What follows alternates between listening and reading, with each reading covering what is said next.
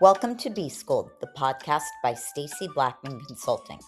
This series is called Paths Less Traveled.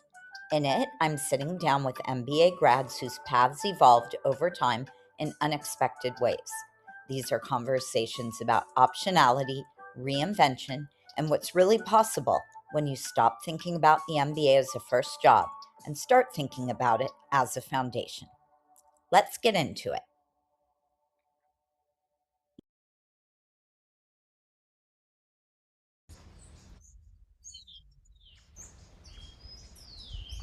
Okay, today I'm so excited to be speaking to my long time friends, Terry and Tristen. I actually attended their wedding in Australia. How many years ago, guys? 13. 13 years ago. Amazing. Um, they are a married couple. They both graduated from the Stanford GSB, not the same year. They did not meet there, but they kind of met through being alums. And they have vastly different career paths and yet support each other in their different career paths and have found sort of common ground to come together and build something together. So we're going to talk about all of it. Um, I'll start by introducing you guys with a little bio, starting with Terry. Terry Cumes is an international executive who has built, launched, and managed several global travel and education businesses. Terry is the CEO of Willka Essential Wellness, Peru's original luxury wellness center located in the Sacred Valley. Under Terry's leadership, Willka welcomes scores of groups each year from around the world. Each group is unique with programmatic themes ranging from yoga and mindfulness to transformative leadership in business. In 2022, Willka was included in 9 of the world's best wellness retreats by CNN and nominated Best Digital Detox Retreat by Vogue magazine. And I'll add that I was privileged to spend a week there with my family. Terry curated an incredible visit. It was fabulous. Everyone listening should go. But this is not a sales pitch. This is a conversation about their paths. So on to Tristen.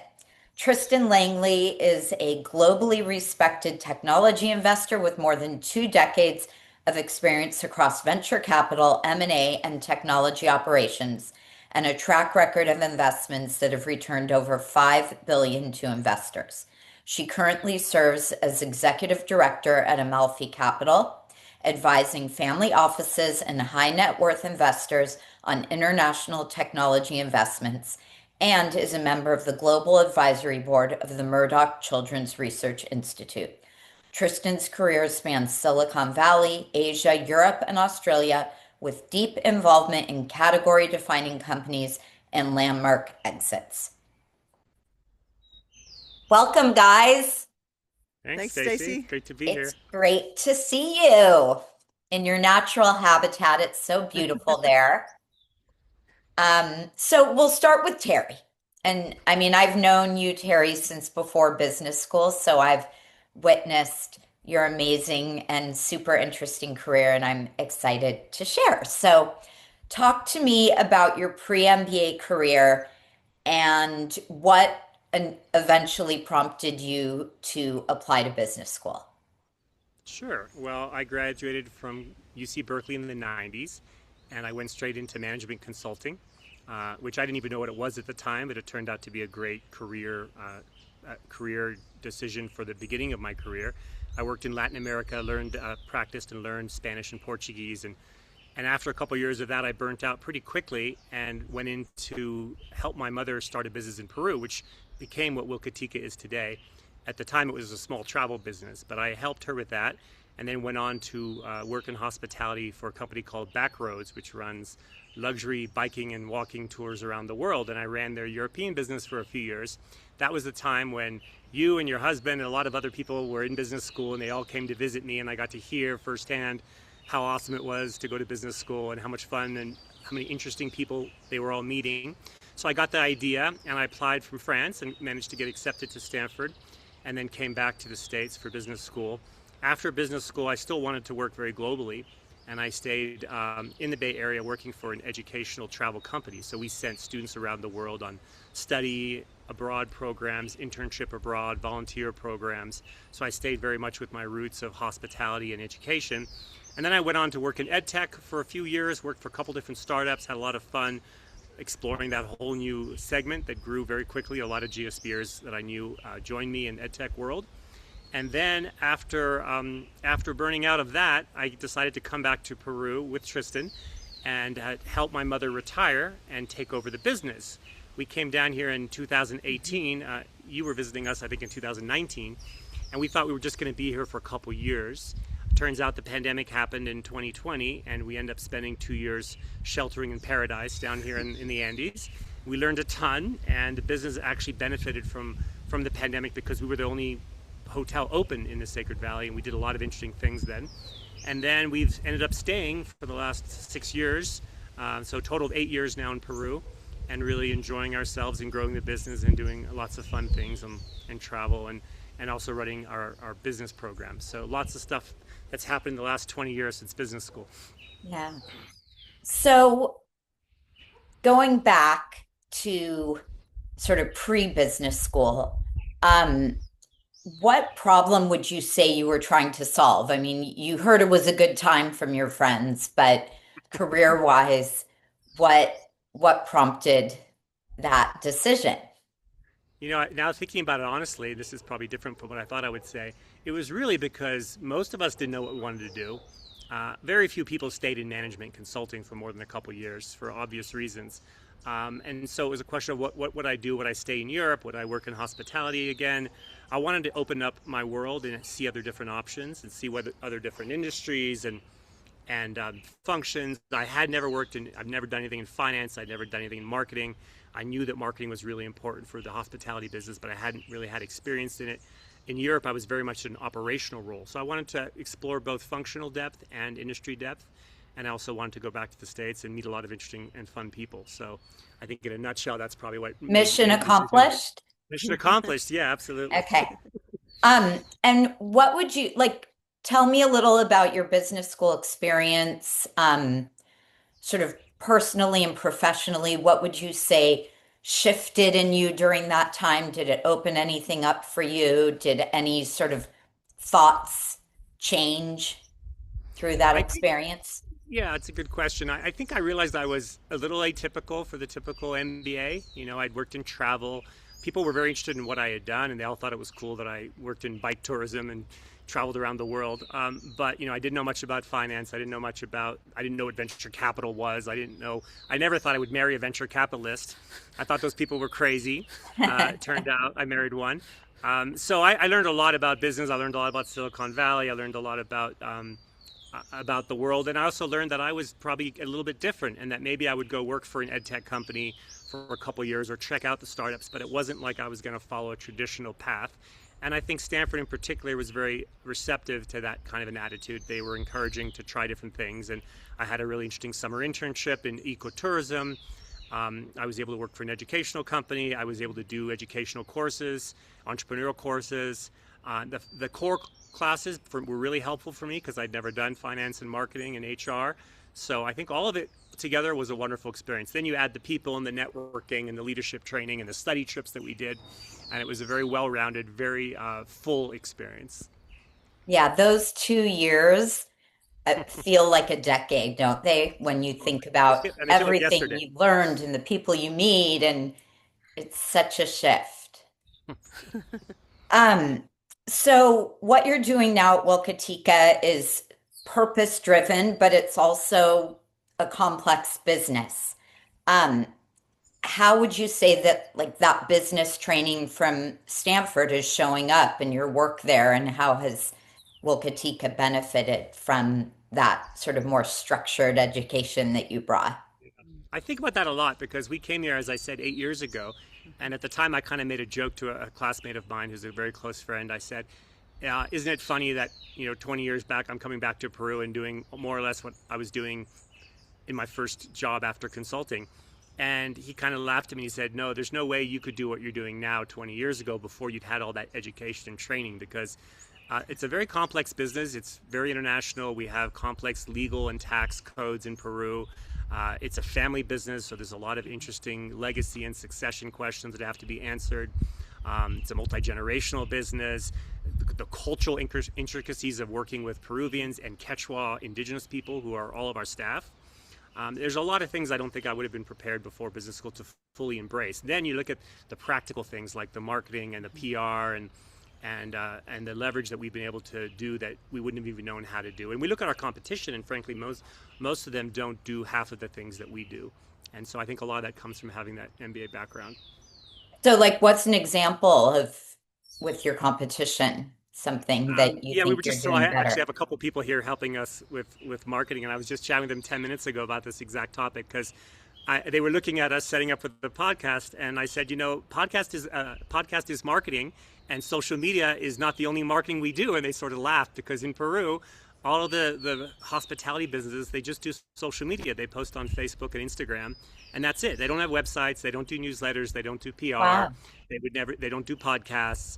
They don't do one of 20 things that we do. And over time, especially in the pandemic when we had a lot of time to do these things, those things start to add up. After 5 to 10 years, if you're doing 20 things and your competitors are doing two, you have a huge advantage. And I think people in our space in this part of the world don't know most of what marketing is. And that's something most people don't know until they go to business school. They don't really understand what marketing is. It's so much broader than what people think it is. Yeah, for sure. So in this role or maybe in some of the others, what's like an example of a really hard leadership decision that you've had to make? And how did perhaps the MBA help and how did you navigate it? Well, Tristan's just reminded me the pandemic was probably the biggest one. And everyone. Not easy for hospitality. No, so for those who don't know, the Sacred Valley of Peru, where we live, is a very tourist-heavy industry. It's most of the people here live off tourism. So 2/3 of the economy of the Cusco area is based on tourism. That completely shut down for almost 2 years, and every hotel shut down. Every hotel laid off their entire staff, and there were a lot of people out of work. We were the only hotel that stayed open, and we had to figure out how to make that work from a cash flow perspective. So things that I wouldn't have known how to do, they seem common sense to me now, like thinking about your runway. Well, having a wife who works in startups and venture capital, I was very clear from day one that I needed to know what my runway was, how many months I could operate, how many staff I could keep, how I could keep them, and we did it. We only had a few months to spare at the end of the pandemic. And we opened an entire new market Yeah. with the Peruvians. That's right. We opened an entire new market and we attracted Peruvian tourists instead of international tourists. Oh, And so we did a lot of interesting. strategic things and practical things and HR things that you wouldn't have known, I think, if you hadn't been exposed to those topics. And is that local market still a vibrant channel Uh, for you? It is. I like to joke with my MBA friends. It's a much more laborious business for one, much less profit, but we still do it because we want to have Peruvian nationals come. We want them to experience their country in a different way. We want them to experience wellness, yoga, Andean ceremonies, things that they would never experience in the city in Lima. And so we continue to offer them a big discount to come here, and it's been great. From a PR perspective, it's actually been a really good decision. But we did it partly to stay open and keep the lights on in the pandemic, and partly because we wanted to reach out to Peruvians and not just foreigners. Amazing. Yeah, it's such a special place. I can't believe it was before the pandemic that we were there. That was a Yeah, long time ago. 2019. Doesn't seem like it, but Feels like yesterday yeah, you were here, Stacy. I know. Well, hopefully we'll come back. Um, so I want to talk about what you have on the horizon, and I know that there's one thing that you guys are doing together. Maybe we'll circle back to that after we've sort of taken a dive into Tristan's background. But other than that, like what things are you excited about? Are you looking to? What's in the pipeline? Um, the pipeline is, there's a few things. We have a multi-generational business. We have 3 generations of Quechua people. So thinking about a succession plan, a legacy plan, so that our staff can continue to run this business. We may stay here another 10 years, maybe longer, but we need to think about the future, and that's very complex. And I've actually done a lot of networking with Stanford alumni, family business professors at Stanford to figure out how to build a succession plan. So I wouldn't call that exciting, but from an MBA perspective, it's super Important. complex and intellectually challenging to think about how to do that, how to grow an international business, and how to leave it in a sustainable way, and really involve the local community. And so that involves lots of different things. And then we can talk later about the conscious leadership program and the type of business leaders that we're excited about meeting. But mainly it's our friends. What we get most excited about are people like you come visit us. We get to hang out with them for a week, and you get to spend more time with them than you would ever spend with them in the States, because we're all so busy back home. Yeah. And we get a lot of people, alumni from Stanford and other at Berkeley, coming down here and spending a few days with us. So every quarter there's at least one close friend who comes down, and that's really fun. And what do you want? You want to add to that? What are you excited about? It's all of those things. Our pipeline of friends and family coming through, and also we get to explore other dimensions of tourism ourselves. So everyone's asking for recommendations, and they want to go to the Amazon. So we have to go and do our due diligence and check out the Amazon before they come. And that's very exciting. We have to like explore ourselves before we could recommend anything. Yeah. It's fun. Yeah. It's such a unique part of the world. Um, okay, what would you want today's professionals to understand earlier about leadership and career fulfillment? Well, we're a wellness center, and so we want people to be happy and healthy internally and externally. And so, what I would encourage an MBA or a prospective MBA is to think about those things now and not wait until you've burnt out in your career, or until you've made a lot of money, or until you've hit the milestones that you think you need to hit.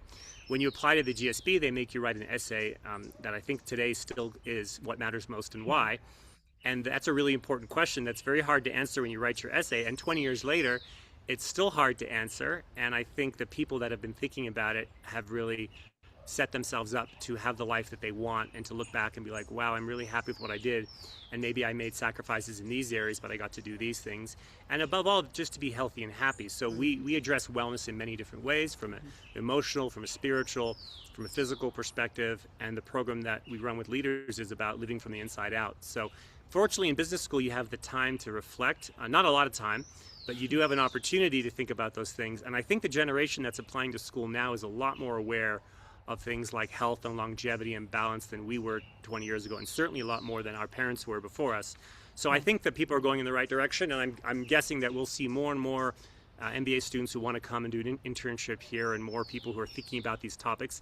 And I'll just give one example. When I was at Stanford, we had a brown bag lunch where we bring in speakers, and they were usually very famous people. And one day they brought in a Buddhist teacher named Jack Kornfield, super famous in the Buddhist world, and I had been following him for years. I read his books. I'd been to see him talk at Spirit Rock, and he's a Buddhist teacher. He came Wait, at what has he written? a path with the I heart. know that name. Yeah. Okay. I mean, he's a psychologist, PhD, and also a Okay. teacher. But he runs Spirit Rock, which is over in the North Bay in Marin. And his book, A Path with the Heart, was one of the first Buddhist spiritual books I read, I think, in my young days. Anyways, he came to do a talk on Buddhism. Professor Jeff Pfeffer, who's still active today, he brought Jack Kornfield in, and I was sitting there so excited, and I looked around the room, and there were like 3 people, because people are so busy in business school, and there's lots of things to do. They didn't want to prioritize this Buddhist teacher, and I thought, wow, that's really sad. I bet now if he came, the room would be full, and I think the GSB or the Yeah, other MBAs that's would be true. just as busy. That shift. And I think it's just about like we don't need to postpone like health, happiness, and just enjoying the ride. We can work hard and have goals, but enjoy this moment as well. So, like, I love that about your journey and being Yes. part of your journey here and there. So, Well, you've certainly enjoyed the ride as well, Stacy. So you know yes, something about this. yes, we enjoyed the ride. Okay, I'm going to do little rapid fire here. Some quick questions, and then we'll pivot to a totally different career path and story in Tristen. One MBA lesson that you still use weekly. We did a lot of feedback in business school, which was super valuable, and I was always a big believer. But in Touchy Feely, you learn to give feedback in the moment. You learn Touchy Feely is a class at business school at Stanford called Yeah, what's interpersonal the dynamics. official name? Interpersonal dynamics, and Okay. it's Yeah. got a class number, I'm sure. But interpersonal dynamics, they teach you how to share feedback honestly and openly, and it's a super valuable course for most of us. And so I would say every week I think about how am I giving feedback? Am I waiting to give it, or am I giving it in the moment? Am I giving it in a fair and honest way? And it's a lifetime pursuit to be able to give feedback, effectively and patiently and punctually. And so that is a huge thing you learn at GSB. Love that. A leadership habit you had to unlearn. This is a good one. So I learned this in business school. Literally, I don't think I would have learned this if I hadn't taken high performance leadership. But there's a leadership style called a pace setter. And most of us who are type A, who did management consulting, you have a team and you drive them hard and you work hard and you lead by example, and people look at you and they say, wow, Terry's putting in 80-hour weeks. He's really amazing. I want to be like him. And you think that that's the way to lead. And then you learn very quickly that's actually the worst way to lead. And if I led that way here in Peru, my staff would have all quit by now. We wouldn't have gotten through the pandemic. It's not about showing everybody that you work harder than them. It's about finding how to get the best out of everybody in the way that they can work. And we're working with Quechua indigenous people. Many of them have never finished high school. And so getting them motivated and figuring out what they need, I had to completely change my leadership style and really adapt it to the different culture and the different type of people I'm working with. In all, but not just in I Peru, but also love that. It's so cool. Like, it's so cool how, yeah, you're applying all these business fundamentals and all these lessons in such a different context. And that's, to be honest, that's really what I'm trying to get across in this series of interviews is that business school is not about the ROI of going to business school and getting the highest paying job you can day one. It's like the whole path and all the touch points and how you use the network, the learnings, the resources, etc. So love it. for sure. Yeah. Peru in one word. Pachamama. Pachamama means Mother Earth, and right behind me, this is a 1,000-year-old lucma tree. It's the reason my mother moved here 30 years ago, because she fell in love with this tree, and it symbolized Peru and Mother Earth and nature in the Andes. And so that's really what this whole center is about. It's about connecting with Mother Nature, Mother Earth, and Can you the show Andes. the view you showed me? Yeah, let's see if I can give you a pan up. Look at that Yeah. tree. Yeah. So just to give you some context, 1,000 years in Peru is 500 years pre-Inca. So the Incans were here 500 years ago, and this would have been already a grown tree then, looking over here when this was an Incan empire of Incan warriors coming up and down the valley. So to think of the history and the significance of this tree, the locals all know about this tree. We have a guest here right now from Australia who just came here because she heard about this tree and wanted to see it. Wow. So that's Peru in one word. Amazing. Okay, last one. Favorite travel destination. Well, I have to say the Andes, even though I've been to over 70 countries. Tristan likes to remind me, this is a very special place, and I love traveling everywhere, but you've got to come to the Andes at least once, and you've got to experience. The air is different here. The energy. It feels different. It's an experience you have to try at least once. You've done it, so you know. Yeah, I actually, when I was in business school, I did my global initiatives and management trip to Peru. We went to Machu Picchu, and then my second time was seeing you guys. So, Third time's a charm. yeah, we'll have to get that going. Maybe once every 10 years, something like that. Um, okay, moving on to part 2 of this duo. We okay on time? Yeah, okay. All right, Tristen, similar kind of pacing, and I didn't know you until you met Terry, so I might even personally be learning more about you in this conversation. Walk me through your pre-MBA career and your decision to go back to business school at Stanford. So I did my undergrad in Sydney, Australia at the University of New South Wales in software engineering. And you grew up in Australia. I grew up in Australia. Can't tell from the accent. Oh, that's right. Sydney, this is Sydney, Australia, just to reframe, University of New South Wales. And I did a little stint, programming with a software company, and then I got recruited into a venture capital firm. And one of my roles as an analyst there was to help commercialize new technologies. And so I went and I did that, and I found a security software kind of innovation in the University of Queensland, Australia, and worked on that deal. And that deal, I'd go back and forth to Silicon Valley from Sydney, Australia. And that deal got me networking into Silicon Valley. And next thing you know, I'm sitting there interviewing with John Fisher of Draper Fisher Jurvetson. And then he offered me a job to come work with him in Silicon Valley. So in 2002, bottom of the market, tech bubble had Right? burst. I moved to Silicon Valley and joined Draper Fisher Jurvetson. And I look around the room, and every single partner at DFJ had an MBA from either Stanford, Harvard, or Wharton. So I thought, this is the way. So I Right. applied to business school and then went to Stanford and then went back into venture capital. So it's in many ways at business school it just reinforced everything in terms of my what I wanted to do with my career as well. And then I went back into venture capital, and then actually I took a class called Investments with Professor Jack McDonald, and that completely inspired me to start my own firm. It was a matter of when I was just going to do it. In 2010, after the GFC, which is the global financial crisis, for those of you who might not know, the global financial crisis of 2009, I thought was a great time to start a business. Actually, it turned out to be a great time to start Yeah. a VC fund. So I did. In 2010, we started Amalfi Capital, and I pursued my dream of running my own investment firm. Amazing. So, going back to business school, as you said, you did venture before and after. Like, how did that 2 year experience impact, Oh, what do you so many say, like ways. chapter two of your venture career? Exactly.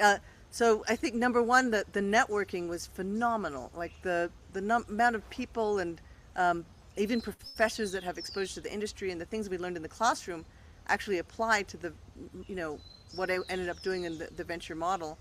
In fact, there was one class in particular I took at business school called Investments. There's a famous class with Professor Jack McDonald, and it brought in all these professionals from all across the world who had different investment models. And that kind of opened up my mind. So it blew open the potential for how to approach technology investing. And so that was from that class, it completely inspired the company I ended up founding, which is Amalfi Capital, which is public investing and private investing together. So let's talk about Amalfi. What, what did it take for you to finally take the plunge? What was the hardest part? What did you have to kind of get over to take that step and finally do it all Sure, those years after you graduated? right. I think it really it took a co-founder. So it took a friend of mine in Australia that I was, had kept in contact with, and it took that moment to say, let's do this together. And we both just looked at each other and said, this is the moment. And, and when everything is falling apart, the entire financial crisis meant banks were closing, everything was shutting down, Australia was becoming more isolated because of Asia. The whole crisis, you'd think you'd go and hide under a rock. But in essence, we took literally the playbook from one of my business school cases. This is crazy. And the investment group of Santa Barbara, they had a case study in my investments class. We took that playbook and said, this is what we want to do. And we went and did it and implemented it, not to a T, but we Yeah. implemented the plan.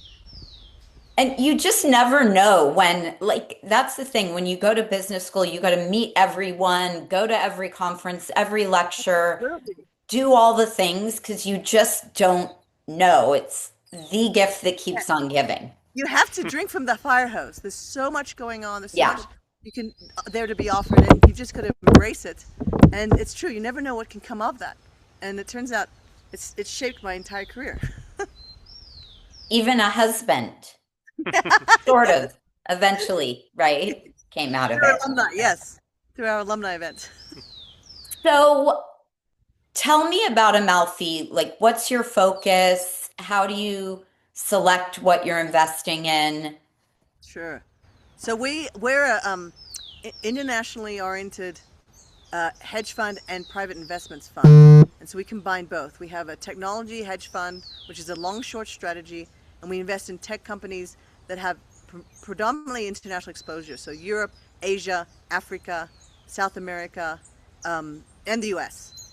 And so that is really at the crux of it, our hedge fund. And then the venture side, most of our venture deals are founders that we've previously worked with, and you wouldn't believe it, but I think half of our portfolio is either an alumnus of Stanford or a classmate from Stanford. Another example. Another example, two of my best deals are two classmates of mine from Stanford who basically pitched me, and I love what they're doing, and I'm on the board of one of their companies. One's called Ivy, which is a payment platform for therapists. I know that one. And you know the other one, which is a makeup distribution company called Ipsy.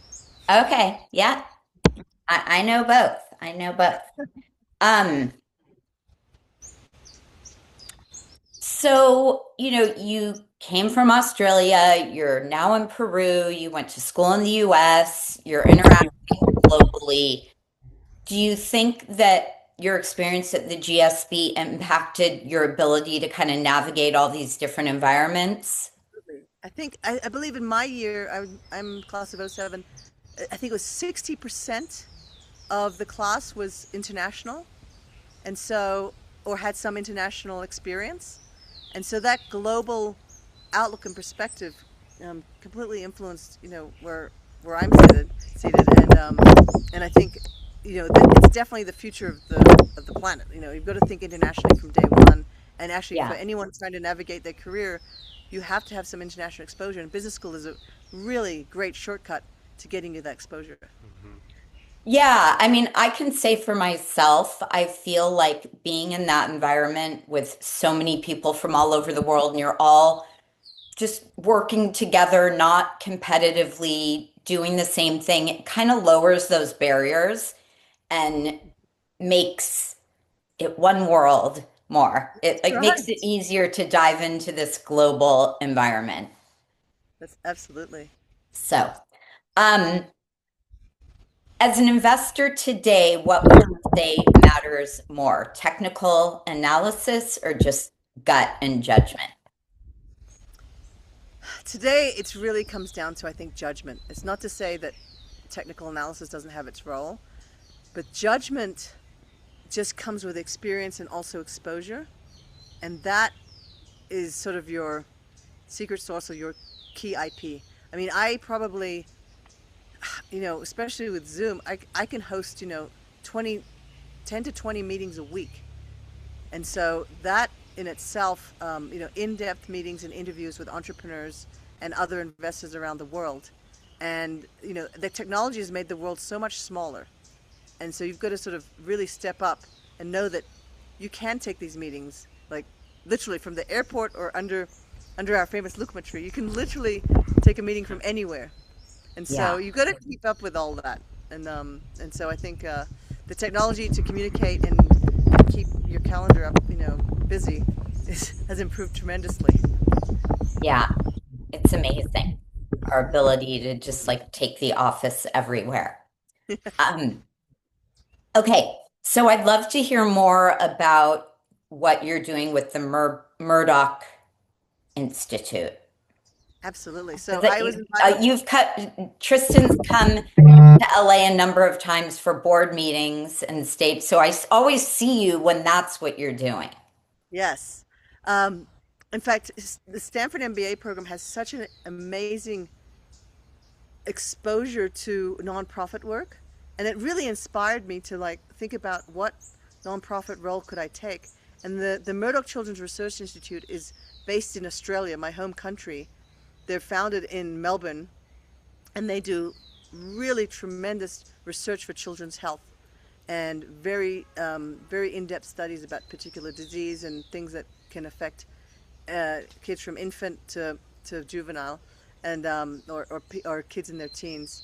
And that sort of nonprofit work, I was completely inspired to do that through through my MBA, because I wouldn't have even thought that was a sort of a combination to have, like doing some nonprofit work and combining it with a lot of my, industry other experiences. And so, so the work they're doing is phenomenal. And I think having a Stanford MBA completely helped me getting selected to that global advisory board.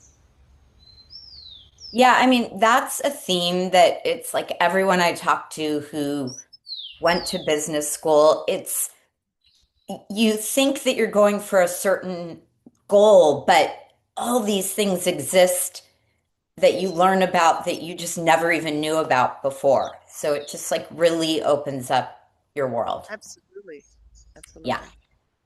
Okay, we'll do a little rapid fire for you, and Okay, then I want to circle around to the work that you guys are doing together, which sure. is super cool. You ready? Yes. Rapid fire. Okay. What's the one MBA lesson you still use regularly? Always make sure you leave a good impression, because um, the impression that you leave in that moment that you meet someone, the first impressions are absolutely critical, and you even get that in business school, just that first impression. Yeah, I mean, those first few weeks when you're meeting everyone and yeah. Okay. Most underrated skill in investing.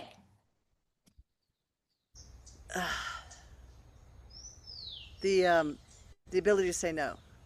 Mm, okay. Leadership trait you now screen for immediately. Organizational skills. Um, Hiking boots or stilettos? Great question. Today, hiking boots. Tomorrow, stilettos. But Okay. I'll end on stilettos. Usually stilettos. Sorry, I missed Disagree. I disagree. that. You know what? I'm gonna say I'm hiking boots. Wow, there you have it. If Stacy's hiking boots, Tristen Hiking Stilettos, the look boots. changed. Yeah. Um, a book that changed things for you.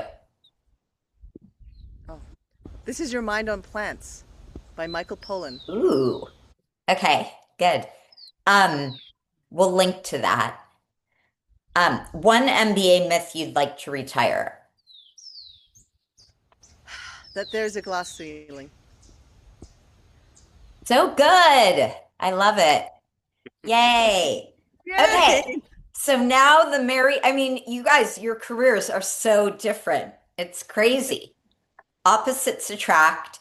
And I know, Terry weighs in on what you're doing, you weigh in on what he's doing. Same thing in my marriage. My husband also went to the GSB, and he's like my behind the scenes built-in management consultant. Like it's just so, but this is something that the two of you have really created together and are working on together. And that is the Willka Conscious Leadership Program. So share. Okay, so Yeah. in the pandemic, as we mentioned earlier, we had to pivot to the Peruvian market because there were no tourists.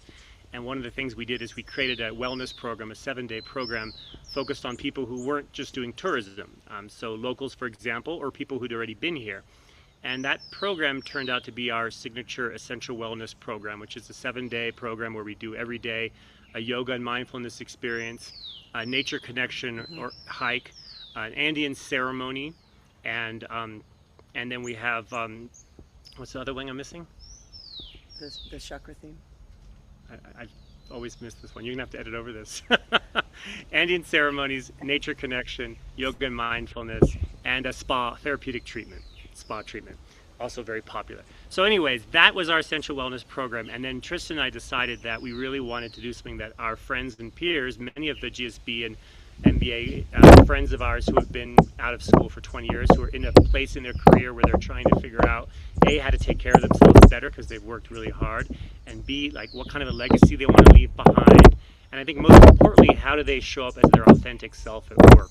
How do they live from the inside out? And so we partner with different coaches, and tomorrow we're partnering with our coach, Shaw Thomas, to talk about living from the inside out. And so we're running the same 7-day essential wellness program that we've been running every other month for the last 5 years, but for business leaders. And so we have a very diverse group of 12 people who are coming down here from all around the world to talk about the transitions in their professional life and their personal life and how they can connect the dots and how they can use all the amazing tools that we have here in Peru, the ceremonies, the treatments, And the time and space to the reflect. space and the Yeah. time. Yeah, exactly. Because most of them don't take time off for themselves. We It's just had such a a week off gift to for yourself, to totally. do Right. something like that.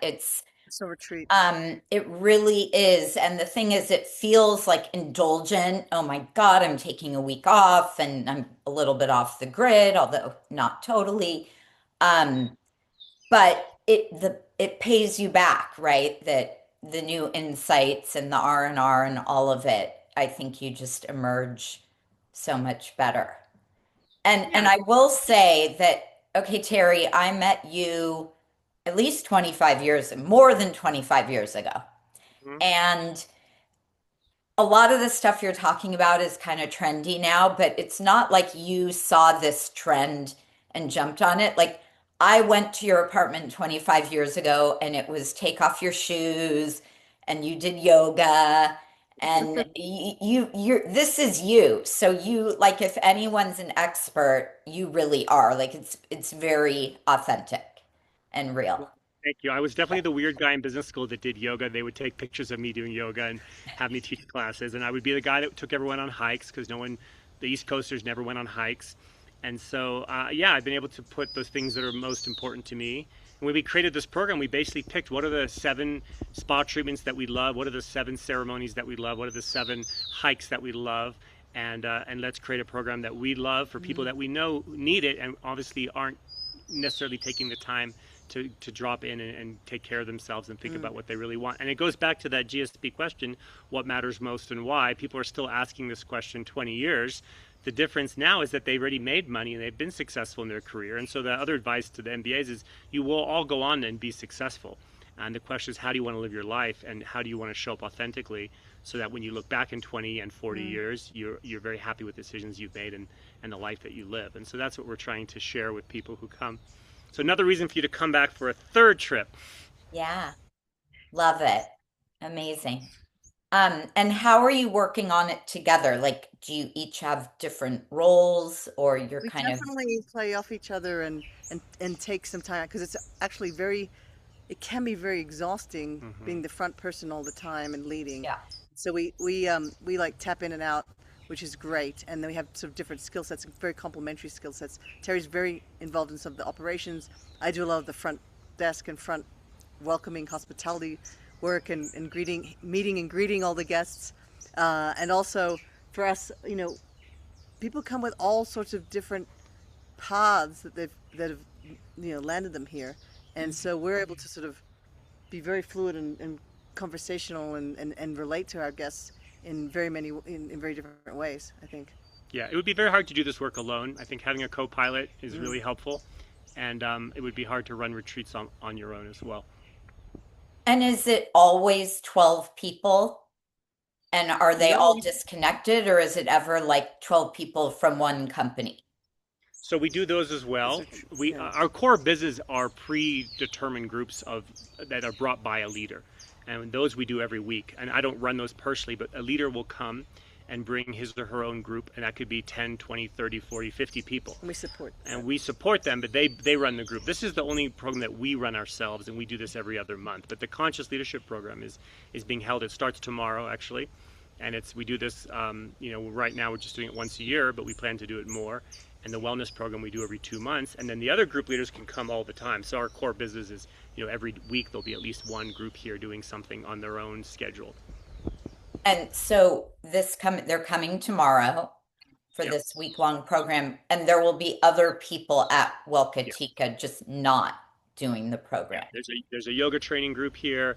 There's a couple individuals. There's the Australian uh, coming here to see the tree. There's a few other family people coming through. We've got always an interesting range, and we love that. It keeps it interesting for us. And Yeah. I had a couple interns from business school ask me why we do this. They say honestly, we do it because it keeps it interesting for us. If we were just doing the same thing, even if it were meeting our financial goals, it would be boring, and we want to keep it fun. So we do this another 10 years.